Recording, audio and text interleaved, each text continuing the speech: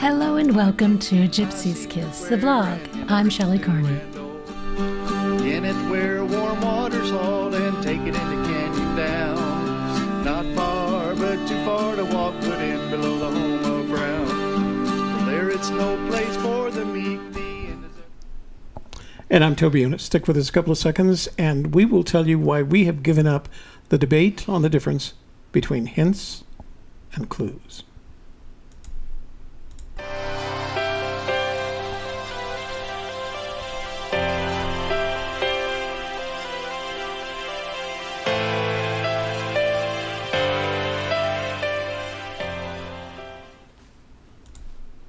So before Shelley gets started with her introduction, I want you guys to bear with us. We literally made an immense transition over the past couple of days. We migrated away from not an old desktop, a 2-year-old desktop that was an iCore 7 with Windows 7, to a Xeon workstation with Windows 10. And we had to migrate not only the systems, but the software applications that we use. And so some of the things, a lot of it worked, but some of the things just aren't quite fine-tuned enough. So for the next couple of programs, we're going to have to fine-tune those elements. And of course, as we do this and improve our functionality, it just makes for a better program. So please bear with us. And those of you who have been with us for a long time know every time we upgrade our technology or add something new, it takes a few weeks to get the bugs out, and we appreciate your patience as always. Thank you. So at this point in time, we hope that you'll give us a thumbs up, please, and give us that support that we need to keep on going. Share with your social media contacts. Let them know we are live, and subscribe. Then click on the bell to receive notifications. And that goes for everybody in YouTube and Facebook. We want to thank our moderators. We have Jimmy Fast, Joel Lewicki, Jason Eunice, and Eric Schmidt. And again, we are leaving Brian Eagle off because he's had a family emergency, so he's asked to be excused. And Toby's going to tell you about that family emergency. So every quarter, we ask our moderators whether or not they want to continue moderating for us, giving them the option whether they want to continue. These guys are volunteers. They do this because they choose to, and we're very appreciative of their efforts. And so, as I said, every quarter we ask them if they want to continue with us. And, okay, you know, generally speaking, they all say yes, and that's why you see the same names over and over again. But today, Brian Eagle said that he wasn't able to proceed, and he sent me an email, and I know this has been on the news in both Austin and where the event took place, but I feel comfortable in reading the email to you. Toby, I'm out. My mom was hit by a truck recently while visiting Oregon. She's still alive, expected to recover without use of her hands or arms ever again. She's 69. After 2 months of hospital care, we're moving her to Denver next week to a wheelchair-accessible condo. So I'll only be watching the recorded versions of the casts for a while this month while I'm head nurse. Thanks, Brian. So we wanted you to know, Brian, that you are in our thoughts, as is your mother.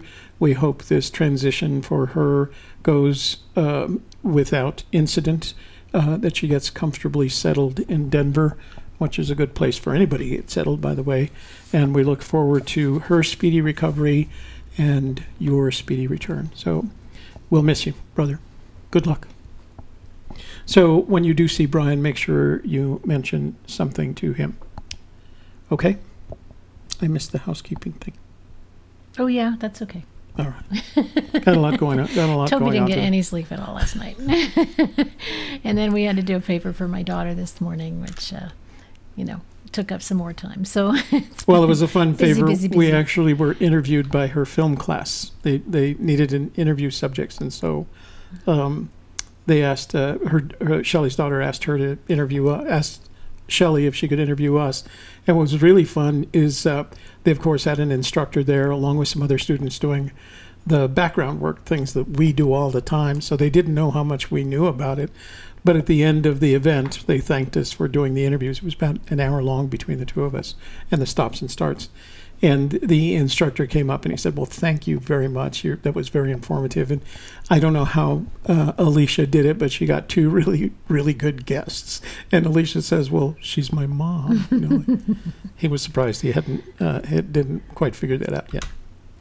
Okay, so today we're going to open up the phone lines. You can already send me a text, or you can leave a voicemail regarding today's topic. And today's topic is a bit complex, so you may have some questions about it. But again, we'll try and get into the chat room, but it's harder for us to watch the chat room.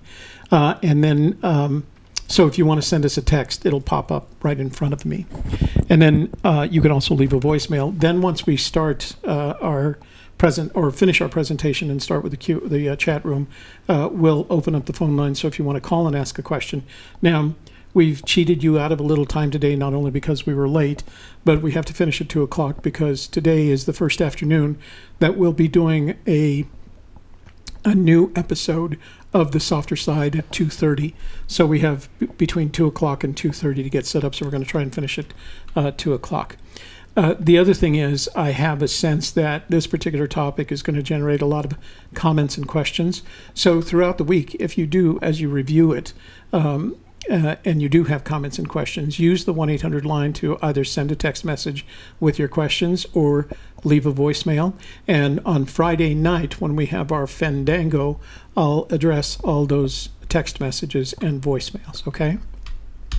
And also, once again, the slides, you're going to put a download link? It's already in there. So these slides are probably one of the densest set of slides that I've ever done for you guys. There's not a lot of pictures. There's a lot of text because we're definitely talking about something that's pretty complex and a decision that we've made. And I want you to keep in mind that disclaimer that we put on the front of all our videos. This is our opinion. It is our approach. We're telling you this because we've had some negative experiences with this hints and clues thing, and so we're moving forward without it, and that's what it's about today. But as I said, these slides are very dense, so if you look in the description box below, there's a link to the slides so that you'll have this information to make notes from if you so choose, or just download them and use them later in however you wish to approach this. But today's presentation, have I picked up on everything? Did I miss anything? Mm-hmm. No, I'm good. I'm sorry, I'm running kind of. Do me a favor and refresh the analytics. Please. This one? Yeah. Okay. Tap and just do a screen refresh.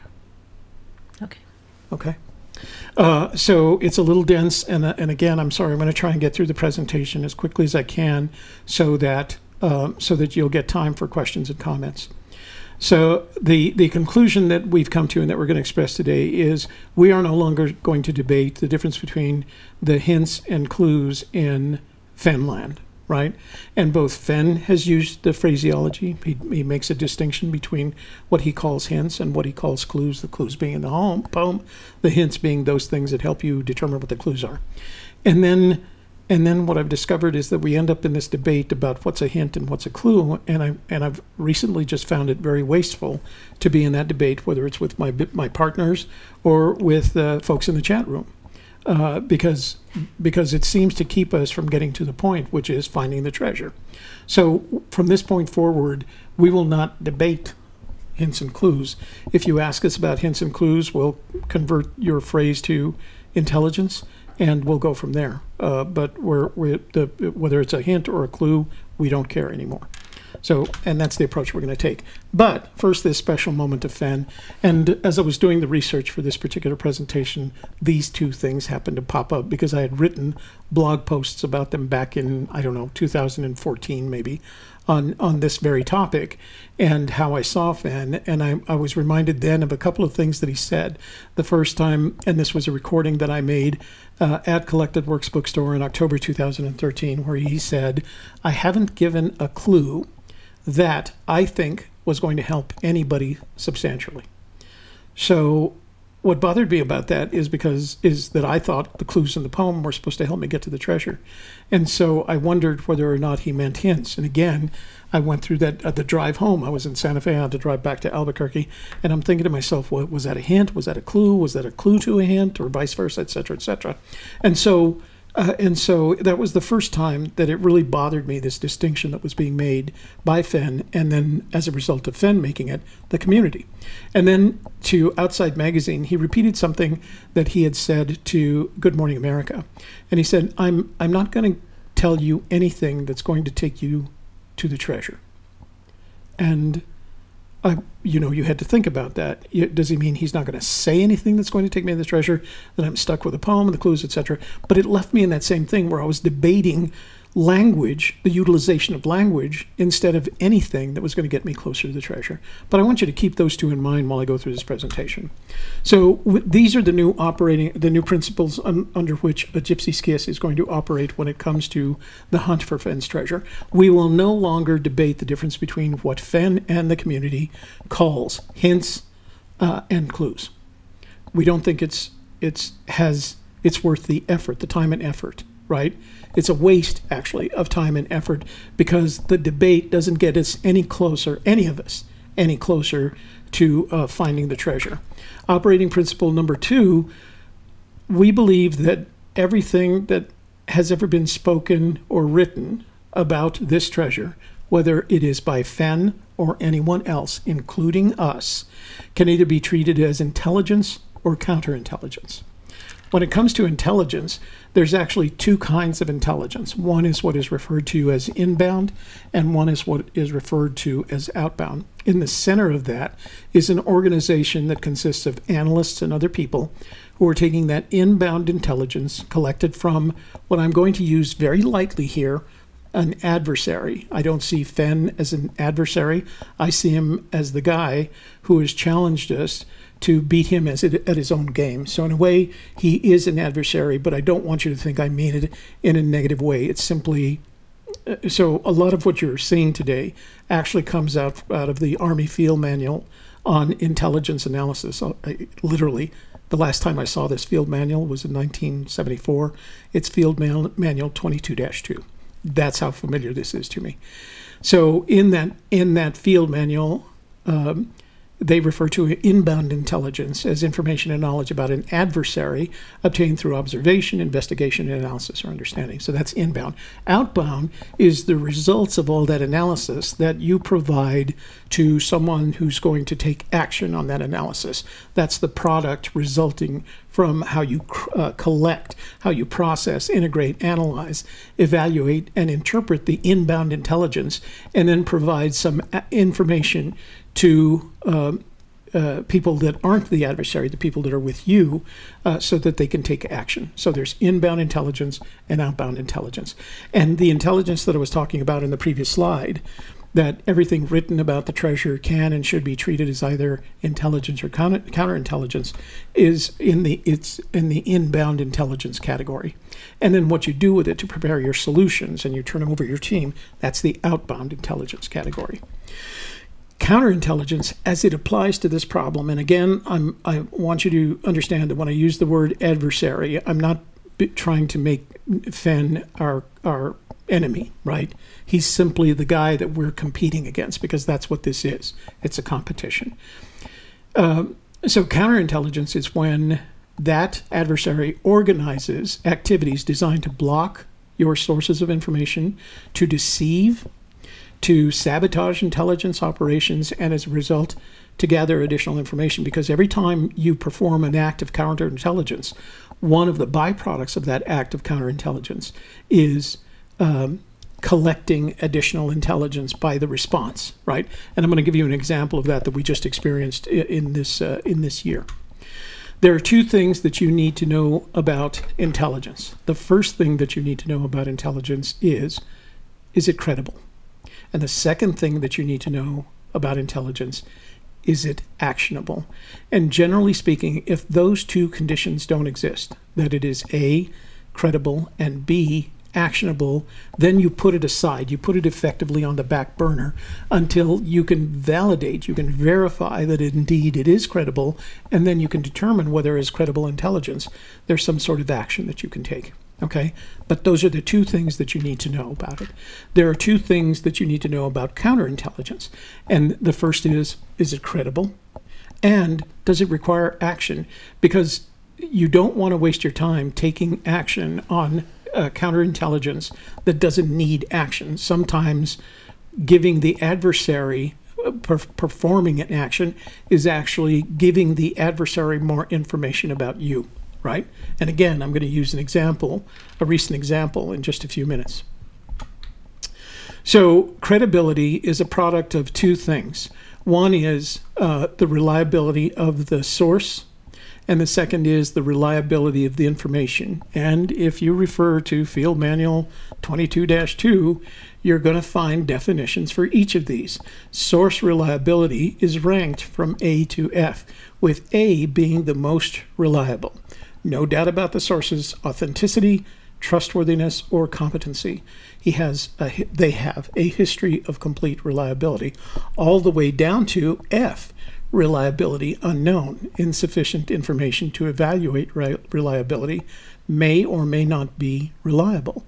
So Fenn is come as a source. He comes up an A if what you have is a video recording of Fenn saying something, right, that you can interpret as intelligence, something that ultimately could help you get to where that treasure is located, right? So it's very easy when it comes to all of that to determine reliability, and then again, what becomes unreliable, where the reliability is unknown, so you categorize it.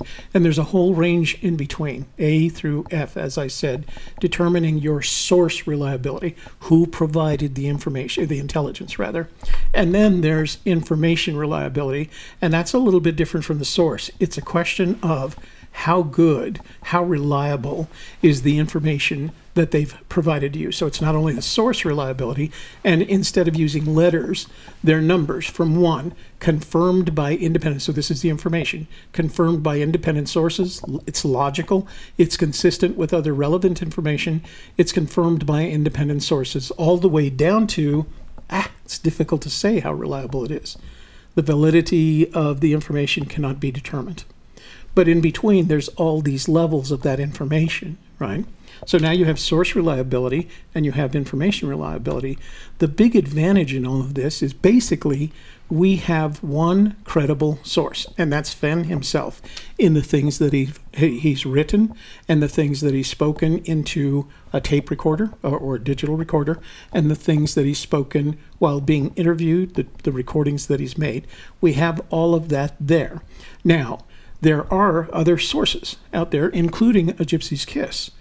But no one, including us, is ever going to be as reliable as what is referred to as the primary source. So you have to count a lot on what he does and what he says.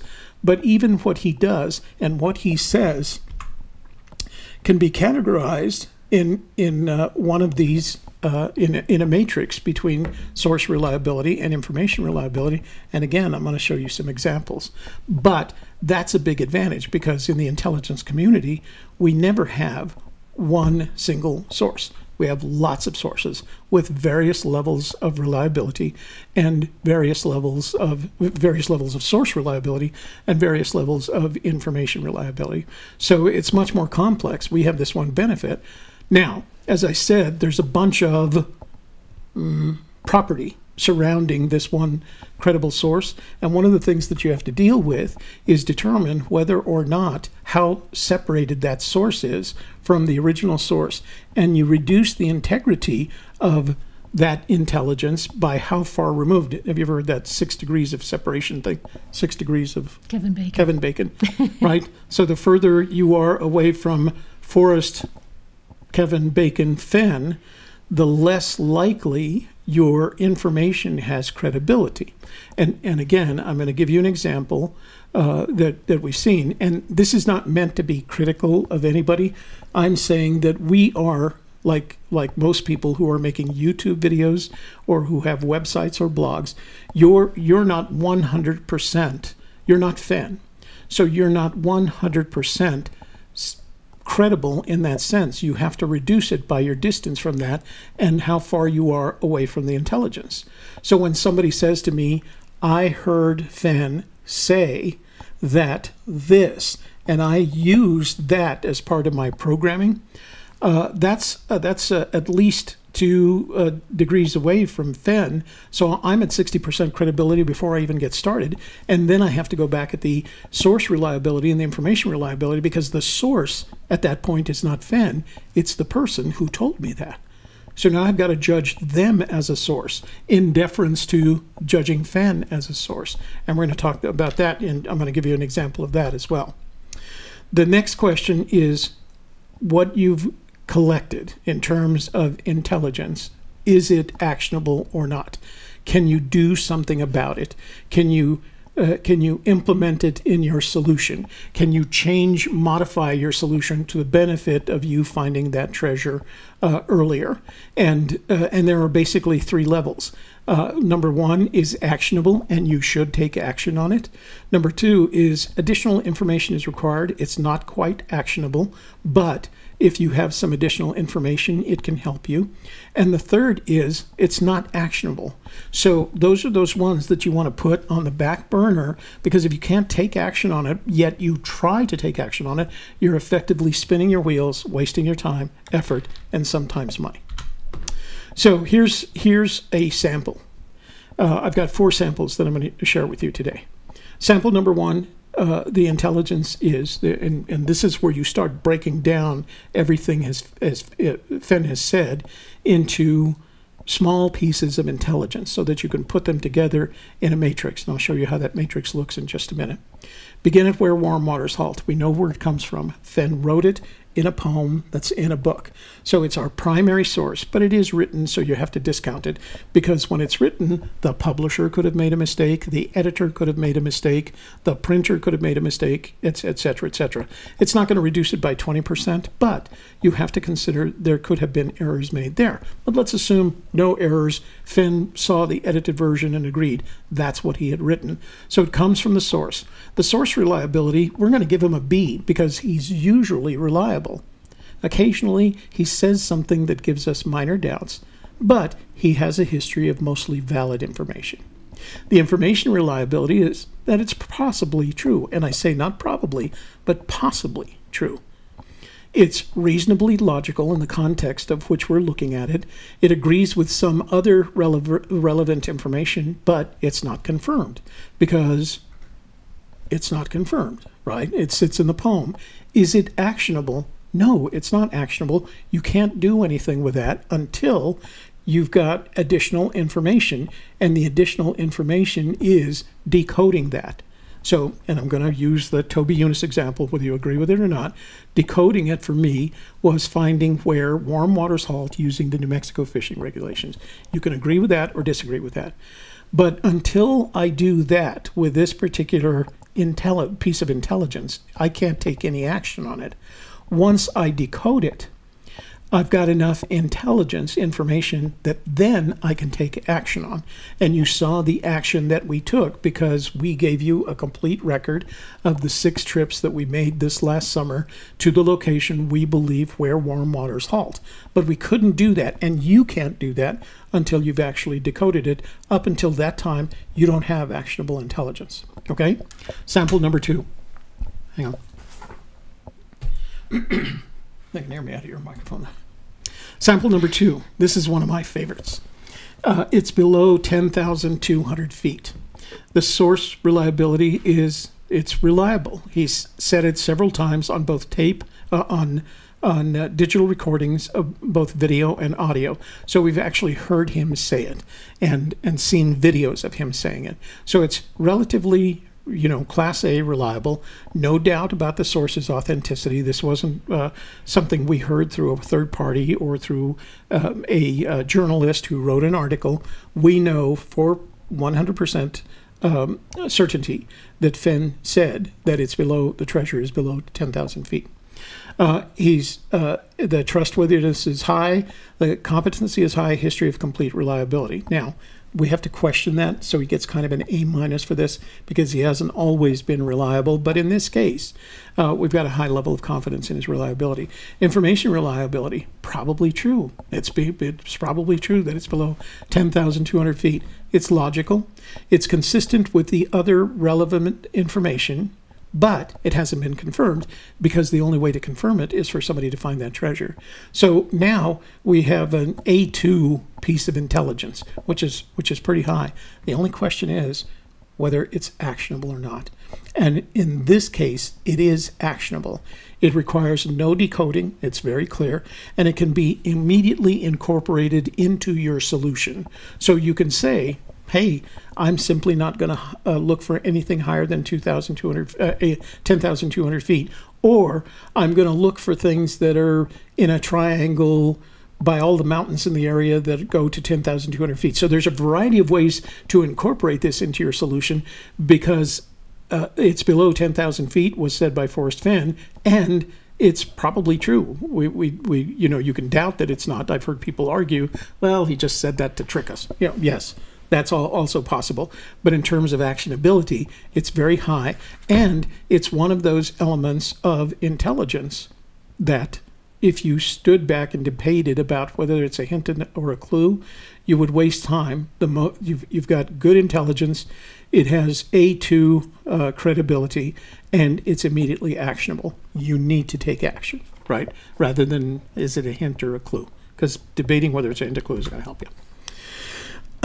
Sample number 3, another favorite of mine. So we have a piece of intelligence, February 4th, 2018, mysterious writings, on mysterious writings, 6 questions. Jenny Kyle asks him questions, and he writes responses, and then she publishes them on her mysterious writing blog. Now, I don't want you to think I question Jenny Kyle. I think I think the reason Fenn gives her that information is because he can trust that it's going to come out that she's not a journalist writing for one of the magazines, right? So he can trust her getting this information out accurately. And if he needed to correct it, he could tell her, and she would. So the combination of Fenn and mysterious writing gets a source reliability grade of B, usually reliable, minor doubts, history of mostly valid information, which is what you can accurately say about mysterious writings. Remember, this is not Fenn direct. This is Fenn through a source that then writes it, and we have to read it. So there is a question of information reliability, but it really falls apart at the reliability of the information rather than the source, because that he actually has a gut feeling that the treasure is going to be, that's improbable. It's not logical. And it contradicts other relevant information. The other relevant information being that for 8 years, up to 350,000 people have been looking for this treasure and nobody's found it. So when it comes to information reliability, although it's a source reliability is a B, information reliability falls down to a 5. And as a result, it becomes not actionable, and even worse, it becomes a bit of counterintelligence, meaning we're being given information that not only is going to help us get to the treasure sooner, it's going to cause us to spin our wheels. We're going to change our solutions. We're going to rush back to an area. We're going to rush to a new area. We're going to spend money. We're going to spend time. We're going to spend effort. And the only conclusion we're going to come to at the end of the summer is that we didn't find the treasure, even though Fenn had a gut feeling. But if we had applied these principles to that, we would have looked at that and said, good old son of a gun. Yep, I'll bet you he does have a gut feeling. But am I going to do anything about it? The answer is no, because it doesn't meet the criteria that I need for me to invest time, effort, and money into it. Then the last one is kind of personal. Because I got this in an email recently, and I'm not going to give you the person's name. And I just thought it was strange because I was able to validate the information as unreliable, almost immediately, because I was aware of the story. So I'm going to read the pieces to you that don't give you any indication of who this was all about. It says, I'm writing tonight because you need to be aware of inside information concerning your solve. Some people who visit with Forrest Fenn do get information that the rest of us don't get. Now, you can believe that or not, but it hasn't seemed to help anybody. So that was the first thing that caused me caution. Concerning Warm Waters Halt, Forrest on or about, and gives me a date, shared privately with X number of searchers the fact that warm waters are indeed temperature as in a thermal feature. And then he goes on with a little bit more detail. They go on with a little bit more detail. So I happen to be very aware of that situation, and I was able to talk with two of the other people that were there, and they both said, no, that's not at all what happened. What happened was like when Forrest told David Kushner that you ought to see the webcam at Yellowstone, and the next thing that Kushner did was make airplane reservations from New York to West Yellowstone. It was one of those situations. It was not that Fenn was sharing information with 3 searchers that he wasn't going to share with the rest of the community, nor would those 3 searchers. Okay. So I had to look at it from the perspective of my source reliability. The reliability was unknown. Honestly, I have never met this person. I have never spoken one-on-one with this person. So right away, the reliability goes down. There's insufficient information for me to evaluate the reliability, and I have to conclude that 50-50 may or may not be reliable. That's an F in an intelligence analyst's book. The information reliability is 5. It's improbable. It's not logical. It's contradicted by other relevant information, where the other relevant information was conversations with 2 other searchers who basically contradicted the assumption that this particular person was making. Actionable? No, it's not actionable because it's low reliability, low credibility. It's an F5. Honestly, it only gets 1 level lower than that. So you don't want to be spending time. I mean, basically what they're doing is suggesting that I should change my definition of where warm waters halt because of something that they heard, and look at the degrees of separation.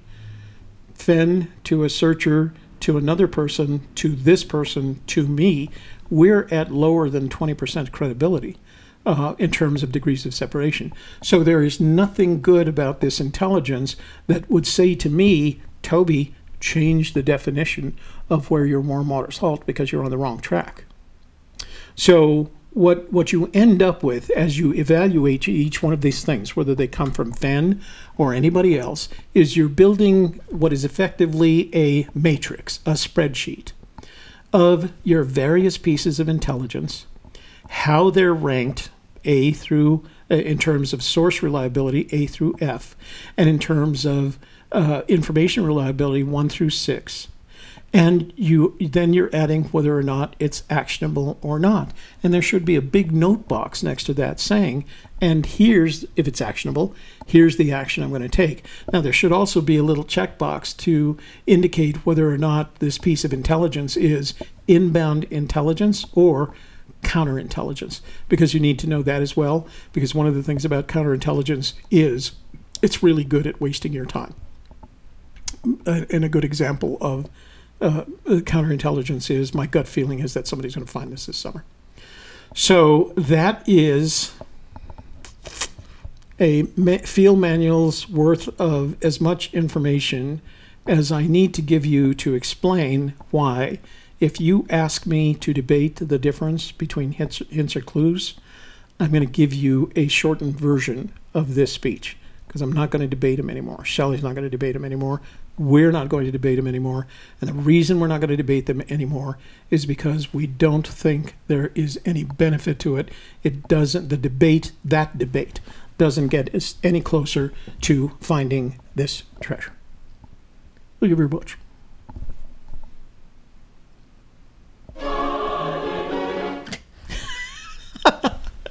Okay, hang on. I need to do one more thing here. Transition. Now we're looking over. Oh, look, transitions are good. And we're going to go back to full screen. But you have... Oops. No, I didn't want to do that. What happened to my restream thing? I don't know. Maybe it's in another layer. Okay, I'm gonna. So, have you been watching over there? I have. Oh, okay. Yes. All right. I've been reading all the chats. Well, at least 2 of them. Okay, so you are there.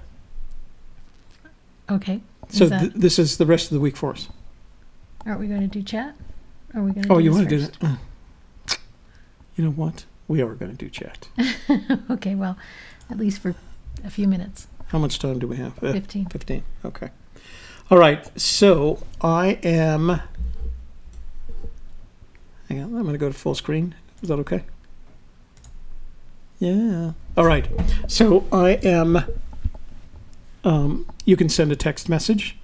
You can, as of now, you can call me to talk about this.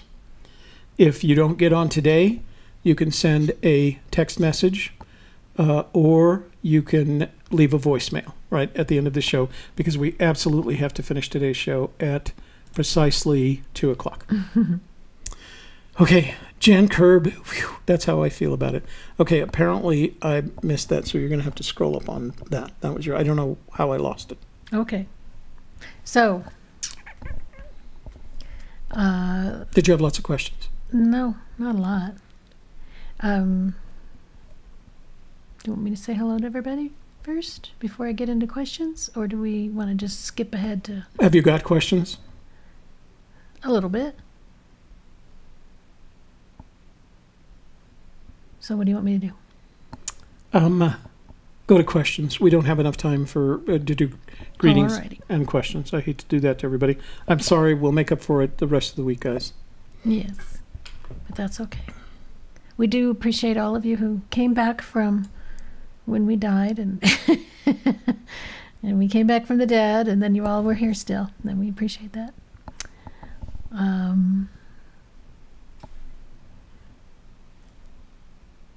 Gage Cockerham says, I thought the hints and clues topics have been great. AJ Rainville appreciated your moment of Fenn, like moment of Zen from The Daily Show, which I thought was cool as well.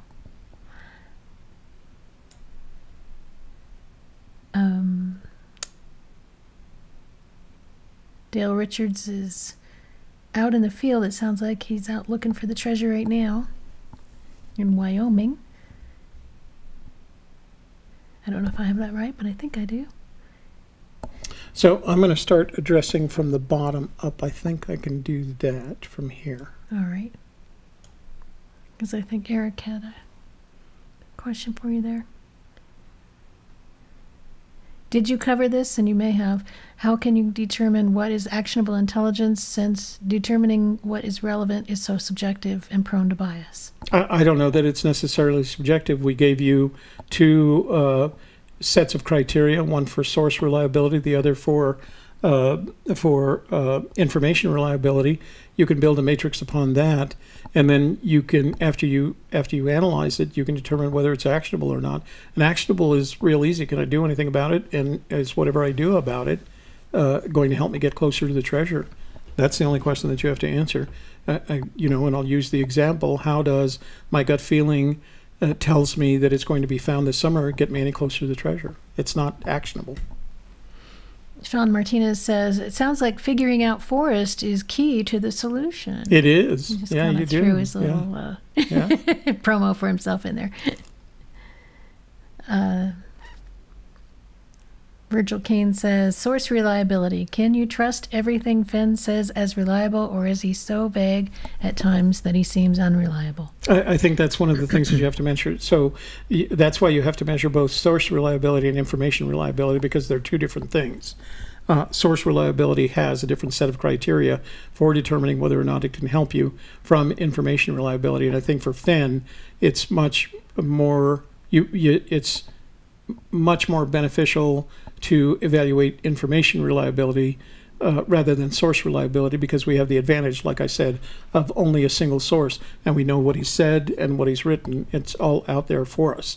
It's where the interpretations and the write-ups, including, and I'm just as guilty of this as anybody else, comes in, that you have to start questioning the reliability. Cindy Guest says, the word stones as part of an older version of the poem is unreliable intelligence, improbable, and therefore not actionable. There you go. She's got it figured out. Good job, Cindy. So 23 Monarca says, I think you are over-complimenting the search, Toby. That's another one of those things that we're not going to debate. It's our search. and we're going to implement it the way that we want to. And that's why we say at the beginning of our presentations that these are our opinions, and you're welcome to use them or not. But it's the way those are the operating principles that we're going to use from this point forward. And we think it's a lot less complicated than debating the differences between hints and clues.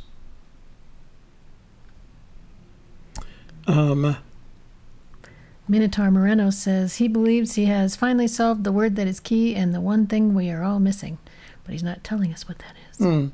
Eric Schmidt says, AGK, so you aren't going to debate the difference between clues and hints. Are you assuming there are no clues or hints in the text? Yes, we are assuming there are no hints or clues in the text. There is only intelligence, right? Every line in the book, every line in the poem, everything he's ever said is intelligence in one way or the other. So if you just accept the fact that you have a bunch of intelligence that you then have to determine its validity, that's an easy place to start. If where you start is you and I spending hours discussing the difference between hints and clues, then we're not going to do that. And let's see, Michael Cohn says he sent you a picture. Did you get it? Just now? No. Sometime today, I guess. Oh, I haven't been to my email. We've been so busy that I just haven't gotten to email. We'll take a look at it, Michael.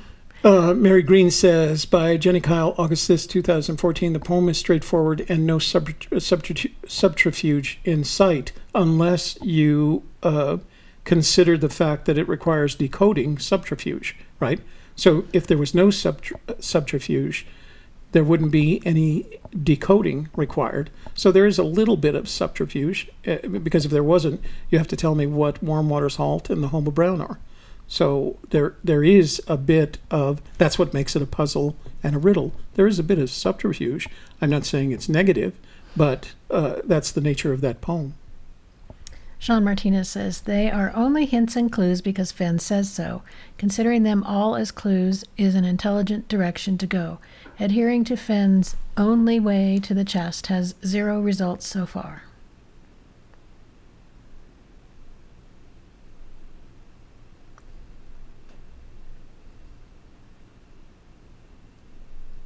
Got anything up there? No, I was just going through them. Aaron Ramsey says, I think the reason Forrest said the little girl from India should partner with Helen Keller was because the little girl from India didn't have the Thrill of the Chase book, but Helen Keller did in Braille. The book is the key and the map. Hints are elements. Oh, I'm sorry. I did get the Michael the picture? Cohn picture. Yes, Michael, I did. But again, I saw it in passing on my email as I was trying to get the emails that I read today. I'll take a look at it later. And that's all I have. Okay, well, good. So no text messages, no calls, no... You did open up the line, right? I did open up the line, okay. Yeah. Wait. Double check. Yeah. It's okay. Nobody complained that they weren't getting through either. Yeah. So. That's good. Oh, and I just want to say hello to Joey Perro, who gave us a little heart on Facebook. Hi, Joey. How are you doing? Yeah. Did that show up in the YouTube chat? No, I didn't see it there. Oh. I only saw it here. How far up was? See, I lost this, so I don't know how far up it was. Oh, I don't know. It was quite a while ago. Okay. All right. So I am closing down the phone line since we're not getting anything anyway. Mm-hmm. And again, if you want any of these discussed on the Friday night show, send me a text message or leave me a voicemail, and then I'll pick them up from there and we'll discuss them. Okay, I'm going to go back to transition, and you can do that. Okay. Well, coming up next at 2:30 today, we have a new edition of The Softer Side called What Women Want. And I hope that you will head on over there and visit with us, especially those of you in the UK, because I know that an evening program is the wrong time for you guys. So, but maybe this one can hit you on the right time. So 2:30 on the softer side. On the softer side. That's in a half an hour. Okay. And go to thesofterside.me for that programming today. And Toby and I will be discussing what women want. And I have one of my cute little funny videos to go with it. So I think it'll be a lot of fun. With us. I know there's more slides. Okay. Then Wednesday night, that's tomorrow night, October 3rd, we have our panel. And we're also going to be talking about hints and clues and what is actionable intelligence. And we have a really great panel for you lined up. Do we talk about who's on it? Pam Shopman, Sean Martinez, who's in our room today. So those are both former law enforcement people. Michael Hoole and Christy of the Raven's Nest. Oh, very nice. It should be quite a lot of fun. And half and half, boys and girls, so that makes it cool. And then Shelley will produce all moderate. So we're gonna pull this now. I'm not going to force the idea on them. I'm going to basically ask them what they think about it and whether or not they've thought in the same thing, or whether they just want to continue debating the difference between hints and clues. And then, of course, Thursday is our book club, October 4th, Thrill of the Chase Book Club, Chapter 25, Ode to Peggy Jean. This is the last regular chapter, and then coming after that is the epilogue. So we're nearing the end of our book study, and we're going to be talking more about that on Saturday. Are we going to talk about that? Saturday's thing? Saturday's thing, yeah. We'll tell you more about that. Let me take that one when we get to it, okay? And then Thursday night, of course, the Softer Side After Dark at its regular time, 7 o'clock in the evening. And we'll be talking about, and I just worked on this yesterday. Sex, of course. And the title of the show is Too Sexy, Too Soon. So we're going to have a lot of fun with that. What is too soon to start having sex? And how much sex is everybody having in their marriage? And how much is enough? And how much is too little? And what's just right? So we're going to Goldilocks that sex stuff. No personal reference there, Goldilocks. Oh, no. Yeah. And then Friday at 1 o'clock, October 5th, It's All About You, number 14. And that is going to be live with a mystery guest. And Toby has wrangled up somebody pretty exciting, so you're not going to want to miss that. So be there Friday, October 5th. I think you'll like this particular subject. It was a lot of fun planning the interview with, and so yeah, join us, and we'll open up the text lines on that day so that you can get a chance to ask her some questions yourself. Then Friday night at 7 p.m. Forrest Fenn Friday Fandango, open text and phone lines, and you can talk to Toby. I won't be there because I'm going to go to see Jim Gaffigan performing live at Route 66. Nice. Yeah, so I'm looking forward to that. Maybe I'll go afterwards, play some poker, and we can all get together. You, me, and Kevin. Oh, huh? Yeah. We're not big gamblers. Well, no, but we can have a drink. Oh. You don't have to play poker. Okay. Uh-huh. We'll see. Oh, so by the way, again, if you want me to address any of these issues more broadly on the Friday Night Fandango, send me a text message, the 1-800 number's right there, or call in and leave a voicemail of up to 2 minutes, and we'll play it that night. And I think our audience really likes the voicemails because it goes real quickly. And then, let me take this one. On Saturday, 7 p.m. on Saturday, we're going to have a web conference. It is not going to be live streamed, nor will it be recorded. And what we're asking is for our subscribers to tell us what they think. We'd like to know what they think about our winter programming. What would they like to see in our winter programming as we move away from, the regularity of our searches, our recons, and things related to searches and recons? We want to cover some topics that are related to the search, but not necessarily directly related to the recons. So we're going to have a web conference. You have to be a AGK subscriber to participate. It is by invitation only. You must have the necessary technology, meaning you have to have an internet connection, a reliable internet connection, a computer with a camera, a laptop with a camera, or even your smartphone or tablet with a camera, and the ability to use the audio features. And sometimes that's just as simple as plugging in the headset that you got with your smartphone. And we're going to give everybody the opportunity to express their ideas about what we should be doing with our winter months. And again, this is not going to be a live stream. We can support up to 100 people in the room. simultaneously, and we're just going to go through the list like we did in our event back in May, our May event where we did a similar web conference. But this is very much oriented more to figuring out what you guys think we should do with our winter programming. And the way that you get the invitation is you send an email to a gypsieskiss@gmail.com with the subject line, "Invite me!" exclamation point. Yeah. Meh. You don't need the exclamation Punctuation's point. not important. Punctuation's not important. So just send an email to a gypsieskiss@gmail.com with the subject line, "Invite me," and 15 minutes before 7 p.m. Mountain Daylight Time on Saturday, October 6th, I will send you an invitation to our web conference, and we'll all get to talk, and hopefully you'll meet a bunch of other interested subscribers as well. Okay, that's all I got. That's all I got. No other questions? Nope. I go back up Just to the they're top. talking to each other. Okay. All right. So transition to there and there and. All right. Well, thank you all for being here today and for your patience in our slow restarting startup today. We know that you have a choice in what you choose to watch on YouTube and within the Fenn community, and we are very happy and appreciative that you choose to watch and participate in our channel today. Thanks for your questions and comments. And for Gypsy's Kiss the Vlog, I'm Shelley Carney. And I'm Toby Eunice. Thanks for joining us. We will see you on the softer side later this afternoon. And then, of course, we'll see you on our panel tomorrow night.